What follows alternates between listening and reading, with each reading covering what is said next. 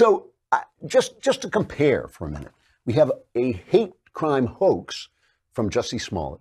We have a Russian hoax where the FBI are basically trying to overturn an election led by guys like Comey and Andrew McCabe. Meanwhile, we have real FBI agents busting a real hater, doing their jobs. That's what the world looks like when it's operating the way it should, because we shouldn't forget, that just because they're running hate hoaxes doesn't mean there isn't hatred. And just because some of these guys at the top of the FBI were Obama hacks doesn't mean all these agents who went into this profession hoping to help people, hoping to protect the country, doesn't mean they're not doing their job. So I just want to point out that there was a Coast Guard lieutenant who was a white nationalist. They found him. I think they haven't revealed how they found him, but it sounded like they were hanging out on white nationalist fronts, and they found him. He's accused of plotting assassinations of prominent left-wingers. He had an arsenal. They had a big picture of his arsenal. I'm not going to tell you his name because what difference does it make? And who wants to give him the publicity? He had a list of people he was going to kill. He said he wanted to, I am dreaming of a way to kill almost every last person on the earth.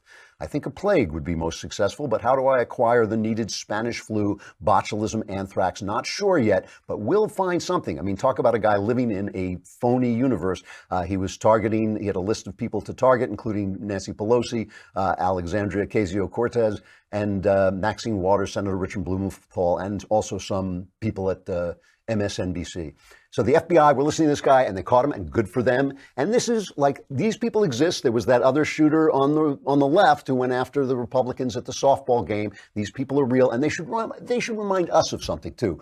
Not just other people. We don't have to just point fingers at other people and pounce. You can say, oh, well, now the Democrats are going to pounce on this. Well, let them pounce on it, but that's not the point.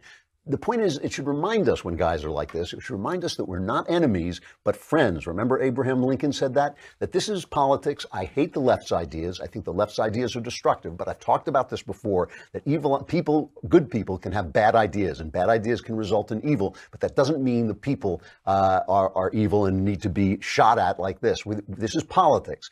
This is politics. We're fighting for the country. It's true. We're doing something important. It's true. But if we don't do it in the right way, you ruin all the good stuff that you're doing. If you cannot remember that we are not enemies, we're all Americans. We're all going to be in this together through it all. In a perfect world, liberals and conservatives have something to say to each other, because conservatives are trying to conserve the good things. Liberals are trying to change things that they think are not right. That's the way it's supposed to work. It's supposed to be a dialogue that pushes us forward, but in a way that is true to our traditions. The problem now is that we're arguing over those traditions themselves. But I'm going to just finish by reminding you of what Lincoln said. Remember, Lincoln in his first inaugural stood up and he knew the war was coming. And at the end, it's a heartbreaking speech, because he says, I am loath to close. I don't want to close, because he knows once he's done talking, the shooting's going to start. And he says, we are not enemies, but friends. We must not be enemies. Though passion may have strained, it must not break our bonds of affection. The mystic cords of memory stretching from every battlefield and patriot grave to every living heart and hearthstone all over this broad land will yet swell the chorus of the Union when again touched, as surely they will be by the better angels of our nature. If you can't agree with Lincoln, stop paying attention to politics.